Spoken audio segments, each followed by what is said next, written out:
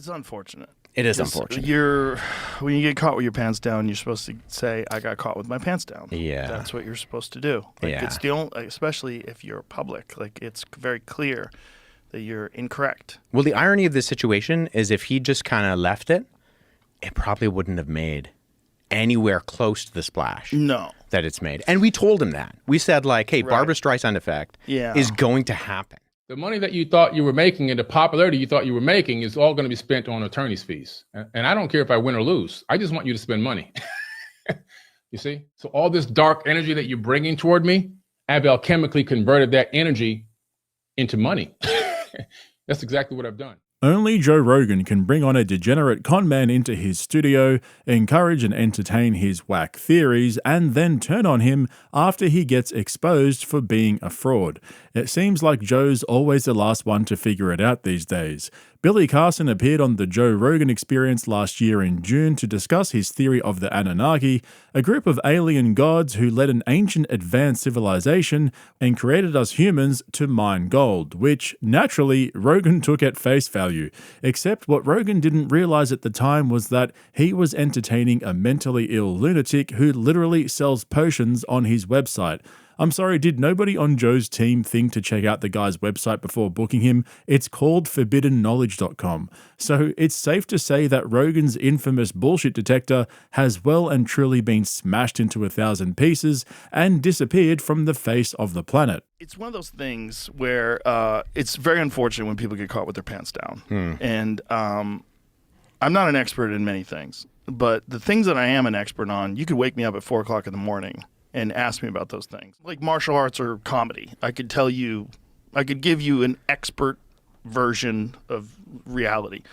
It seems like he does not have that, and he is a wonderful talker, and it's a lot of fun. I like watching his videos. I love all that ancient history stuff, and even the most ridiculous tinfoil hat aspects of ancient. It's fun. It's entertainment. But when he was on with you, it was quite apparent that you are an actual expert in the Bible and in many religious texts, and that he didn't necessarily have the facts straight. Okay, so I'm going to take you guys through all the juicy details of this beef between conman Billy Carson and biblical scholar Wesley Huff, because they actually had a debate late last year after Billy's appearance on JRE.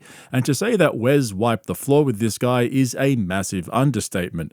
Wes basically unbuttoned Billy's shirt, unbuckled his belt, unzipped his pants, and stripped him naked for the world to see how full of shit he really is. And as homoerotic as that sounds, it was actually fucking hilarious. In fact, it was so bad that Billy has apparently launched a legal action against 5 people related to this debate in an effort to steal back the narrative and save his livelihood. He's effectively trying to silence them. Seriously, if you guys want to have a laugh, stick around to the end where I go through a couple of clips from his unhinged 3.5-hour rant on a live stream after the debate got published in December. The guy has a full-on meltdown. But we can't let Rogan get away with this. As much as I credit him for getting someone like Wes Huff on the podcast, who's an actual expert in ancient texts so that he can clarify the record and explain why Billy Carson is a fraud, Rogan has a tendency to exploit mentally ill conspiracy theorists just for clicks and then turn on them once they get exposed for all the things they said while they were in his studio. Just ask yourselves, did we really need an expert to tell us this guy was full of shit? Have you talked to Terrence Howard? Do you know his theory about how planets are created? That it's just things ejecting from the sun over billions and billions of years, and that there's a Goldilocks zone where you can create life. Right. And that's where the people are. Oh, it makes a lot of sense. It makes Shout sense out to that Terrence Howard, because I just talked to him a couple hours ago. Oh, okay. Yeah, I mean, so we were talking about wave conjugations and everything. Me up for like 3 days. I left this podcast for 3 days. I was like, God damn. First of all, how the is he so smart? Like, how would you ever imagine that a dude who's an actor on a television show or in a movie is that smart? Like freaky smart. You honestly could not make this shit up. Joe Rogan testing Terrence Howard's theories with now disgraced Billy Carson is peak JRE. All we need now is for Joe to convince ChatGPT that we're all lemmings forced into slavery by the Anunnaki, and my 2025 bingo card will be complete. But for those of you who have no idea what I'm talking about, let me get you up to speed. Billy Carson's theory is that these ancient deities called the Anunnaki were advanced ancient aliens from a planet far, far away called Nibiru. They came to Earth thousands of years ago in search of gold. Now, supposedly, gold was what they needed to stabilize their planet's atmosphere, cause science, so they came down to Earth, genetically engineered humans out of mixtures of primates and their own DNA to create a labor force to mine gold. Oh, and along the way they passed on their knowledge in advanced technology and science, which led to the construction of megalithic structures such as the Egyptian pyramids. So the idea is that there were beings that were having wars on this planet. Mm-hmm. Were they? Do you believe they were having wars with people that were revolting, or were they having wars with other beings? They were fighting with each other. And evidence of these wars can be found in the book of Deuteronomy in the modern-day Bible. These gods, and I do mean gods with an S, because everywhere in the Bible where it says God singular, it's actually a mistranslation. They were fighting each other over resources and people and control of the planet. And you see these wars in the Mahabharata, the Bhagavad Gita, the Bible, the Sumerian tablets. And these wars are just nonstop. No matter where you go in any culture, you're going to discover that these beings, in some way, shape, or form, engaged mankind, brought knowledge, teaching, building techniques, and just so much more wisdom and information, esoteric wisdom, alchemy. All these things came from these people. The craziest version of this story is that they genetically engineered us out of lower primates and put us here to mine gold. That's the wackiest version of it, right? Right. That's the bare bones minimum. Yeah, the wackiest version is that they made us, which is we've talked about this a couple of times, but how bizarre it is that human beings have this incredible fascination for gold. So the theory goes that because the human race was born out of the DNA of the Anunnaki, we have this advanced esoteric knowledge sitting deep in our brains, just waiting to get unlocked. And Billy Carson believes that certain individuals have been able to do this, such as himself and Terrence Howard. Well, how fucking convenient, huh? Oh, and if you were wondering how he got into all of this, well, it didn't quite happen in his mother's womb. It took him a little bit longer to unlock his Anunnaki DNA compared to Terrence Howard. When did you start going down this road of exploring all these interesting subjects? Well, it was a long time ago, 1977 in Miami, Florida. We moved from New York to Miami next to the Opa-locka Airport, living in the hood. I'm outside in the backyard playing, but I'm looking at the airplanes go over. And this one day, this plane goes over, but it's not really a plane. It clears the horizon in seconds, not minutes. It just goes straight across. I know from as a little kid, the planes take a long time to go from one point to the other. And it went straight across, glowing. A tic-tac. Almost like a tic-tac, glowing metal, yes. And then it came back and it stopped right over me, completely silent. Now I can estimate about 250 meters. And then it just went, pew, gone. And I ran in the house and I told my mom, hey, I can't believe what I just saw. And my mom said to me, son, back in the day, there were advanced beings that came to this planet. This is 1977. Your mom told my mom. This? Yeah. Whoa. That's why I dedicated the book to her. And so I went to the library at Rainbow Park Elementary the next morning, and I told the teacher I have to go to the library inside the school, Rainbow Park, and I said I need to get all the encyclopedias on space, on aerospace. And she gave me the encyclopedias on aerospace. And that's when I started researching from that exact moment. Wow. And I haven't stopped since. So you were, how old? 8? 7. 7 years old. Oh, my God. Yeah. You just got locked in. I got locked in. I'm looking at submarines. I'm looking at hovercraft that existed way back then, flying discs that we had created in the military way back then, SR-71s and all this stuff. And I'm trying to figure out what the hell did I see, and I couldn't find it. But it took me down the path of technologies and advanced technologies and aerospace information, and I kind of became a quasi-aerospace historian, and that led me in further on down the line to studying, architecture and seeing a connection between the two. Yep, that checks out. The local elementary school had encyclopedias on aerospace engineering back in the 70s. And I love how his mum casually dropped that there were ancient beings who visited us thousands of years ago from an advanced civilization. Dinner's ready, come and eat. Oh, and we were visited by ancient aliens. What are we doing here, B? But like I said at the beginning, we can't let Rogan off the hook with this one. He can't have it both ways. On the one hand, he's just talking shit and entertaining these interesting theories with a known grifter who's trying to grow his audience to sell more books and potions from his website. but then he gets an actual expert on to fact check him, and then he shits on him after he exploited him. 2 months before Rogan had Billy Carson on JRE, disgraced comedian Andrew Schulz had Billy on his Flagrant podcast as well, which Rogan reflected on with Wes during their chat last week. Andrew Schulz and I had a discussion about this. Like he said when he had Billy on the podcast, he said, we're not going to research anything. We're not going to search anything. We're not going to do anything. We'll just let him talk because it's fun. Yeah. Andrew's awesome. The difference is, though, Andrew Schulz isn't trying to get to the bottom of anything or dig for the truth. I mean, the podcast is called Flagrant. Rogan, on the other hand, like I keep saying, likes to play it both ways. He's either digging for the truth and exposing establishment lies, or he's just a meathead comedian talking shit with his buddies. It just depends which direction the wind is blowing. But now that you have all the background context to this debate, let's take a look at what actually happened. In October of last year, a mutual friend of Wes and Billy Carson brought them together for a virtual debate which they both agreed to, even though they'd only been given 24 hours notice. And Billy exposed himself for being a fraud almost immediately. He was literally laying out his basic beliefs when he made a fatal error. If you want to, I guess, go first, Billy, as to how you came about like the findings where it seems that Jesus was not crucified. Sure. Or that's not accurate. Sure. And in my videos, and if you listen to the podcast, the statement is according to the Sinai Bible.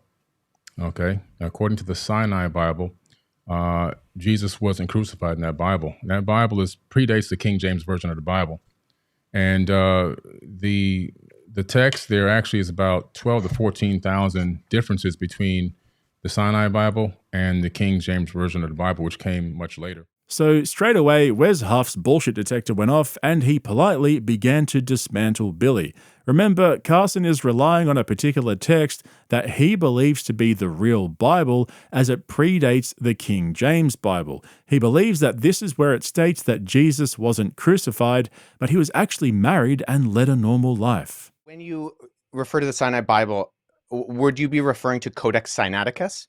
Like the codex that comes... Okay. That's why I was trying to get some clarification. Codex Sinaiticus is at the British Library. So you can go and see it. It's on display.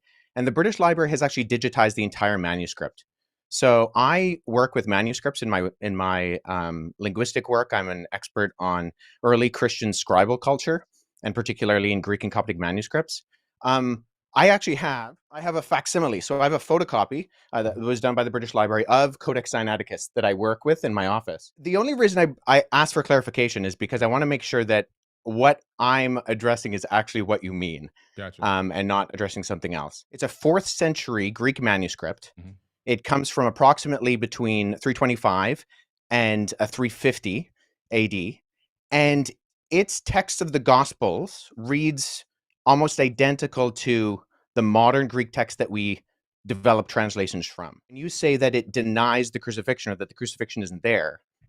I mean, I can go on right now, Codex Sinaiticus, and I can look up the end of, say, Matthew 27, where it has Jesus being crucified. And that's in Codex Sinaiticus, or, the John 19. Or any of the other ones. So Wes had a copy of the text Billy was referring to right behind him on the shelf, and as you could tell there, he'd studied it in great detail, and he confirmed the claims that Billy was making were completely fabricated because it was consistent with the Bible as we know it. It was at this point where Billy realized he was out of his depth and declared that he'd misspoken and he was actually talking about a different document, which, as it turns out, just like Billy Carson, is a known fraud as well. I found the text where I was referencing, actually, I misquoted there. It's the Gospel of Barnabas. Okay, yeah, well, so that's good. So let's deal with that too, because I've actually worked with, there are 2 manuscripts of the Gospel of Barnabas. The Gospel of Barnabas is a really interesting document because it is a known forgery. And so that's why I think it's important to get to these sources. So we know it's a forgery because it does things like in chapter 92, it says that Jesus spent 40 days on Mount Sinai, and then he came to the Jordan River and he walked to Jerusalem. But Mount Sinai is more than a week's journey away from Jerusalem. And neither Mount Sinai nor Jerusalem are close to the Jordan River. So never mind there not being a route from the Jordan River to like around Mount Sinai or going to Jerusalem. So the key ingredient that Billy Carson has been relying to cook with is a known forgery amongst biblical scholars.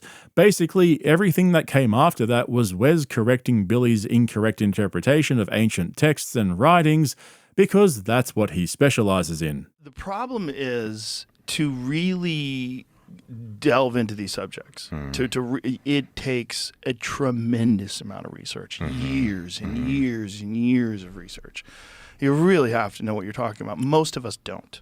Well, and especially with languages. And when you study the languages, you realize the complexities of these things. And so when someone hasn't and they're making statements that are obviously indicative of someone who hasn't studied them, it's super apparent. Right. And so I think it's one thing to be making claims about, say, like Christian history or the Bible, but when you start to get into like linguistics and philology, it gets messy. And if you don't know what you're talking about, it gets really apparent really fast. When I see people like Billy Carson talk about being able to read Sumerian, I'm like, dude, I read ancient languages and I can't. I've tried and I can't make heads or tails of Sumerian.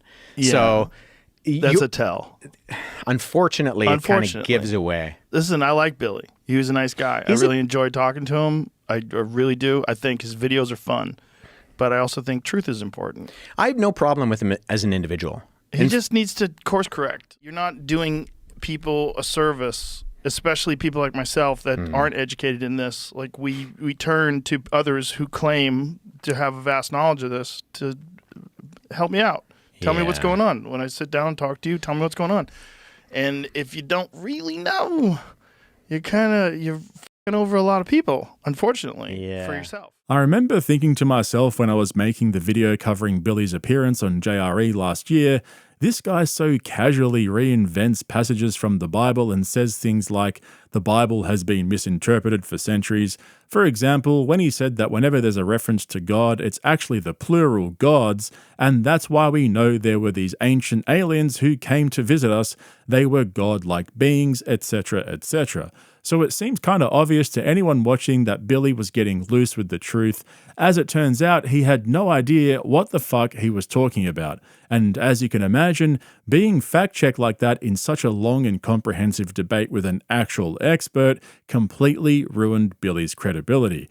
And when grifters get squeezed into a corner, they do what grifters do best. They grift even harder. The fallout was that not only did he not want us to release the conversation, but then he started throwing out cease and desist letters, and then he started, trying to sue people. What was his argument? Apart from the fact that he was embarrassed that he lost? Well, yeah, that's not really an argument, right? Well, the cease and desist letter, the cease and desist letter said, I don't want you to use my name or my face in anything going forward, and anything you've used up until this point, you need to remove. But if you're a public figure, he's clearly a public figure. Is that even, can you actually say? No, you can't. So for those of you who are interested, here's the cease and desist letter, or as I like to call it, a cease and desist, that Wes received from Billy's lawyers. He's basically trying to claim that he has moral rights over the video, which he never gave consent to. Yet at the beginning of the debate, both him and Wes politely agreed that they'd been looking forward to an opportunity to debate things and flesh everything out together. So it's clear that he gave consent to the interview, which obviously would be published, but like all professional grifters, he took it a step further and potentially prejudiced any pending lawsuits against Wes by doing a live stream where he openly admitted that he was pursuing a slap lawsuit, which for those of you who don't know is illegal in most jurisdictions. It's basically when someone launches a lawsuit for the purposes of silencing or punishing somebody else for exercising their right to free speech. But why don't I let Billy explain it to you? The money that you thought you were making and the popularity you thought you were making is all going to be spent on attorney's fees. And I don't care if I win or lose. I just want you to spend money. You see? Yep, couldn't have explained it better myself. But of course, he didn't stop there. He went on to explain how the debate was part of a cult conspiracy to defraud him and tarnish his good name, because for one reason or another, these Christians had become obsessed with him.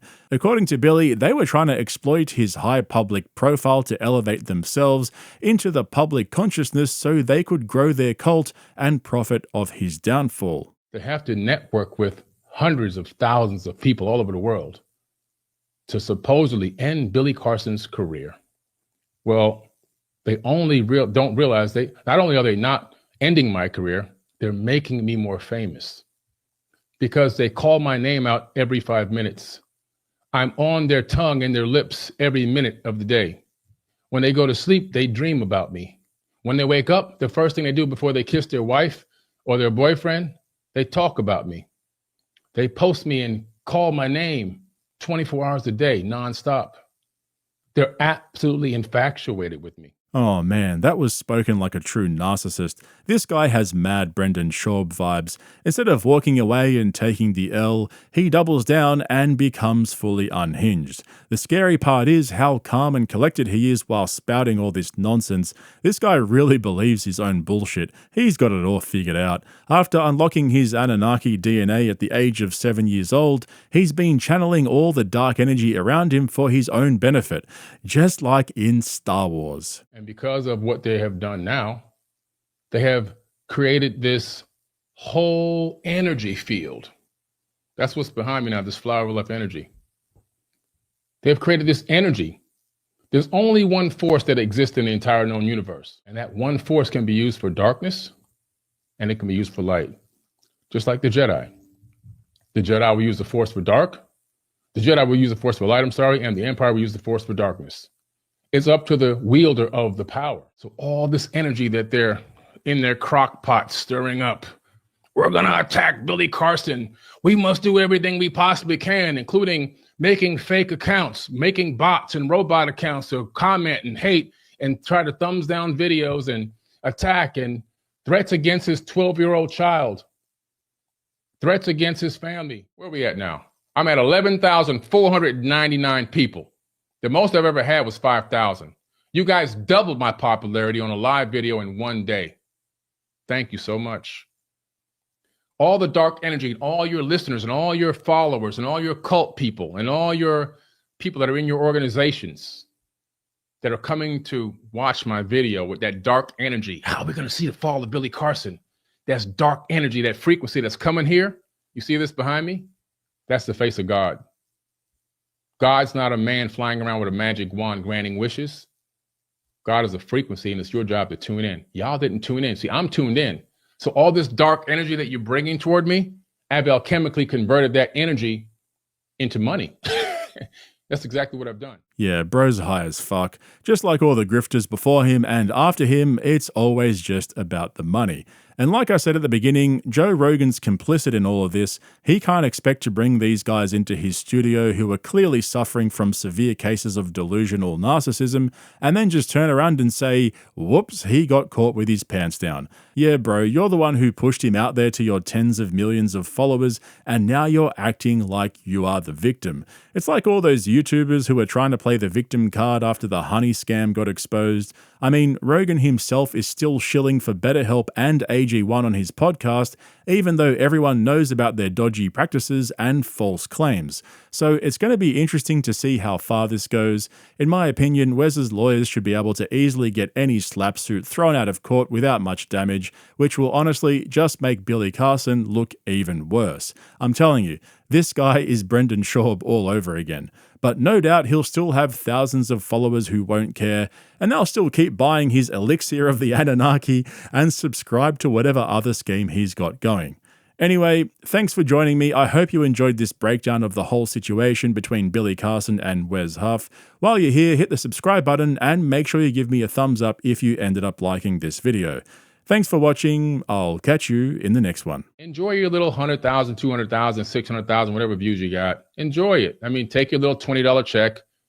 I don't live off of YouTube money. It's peanuts.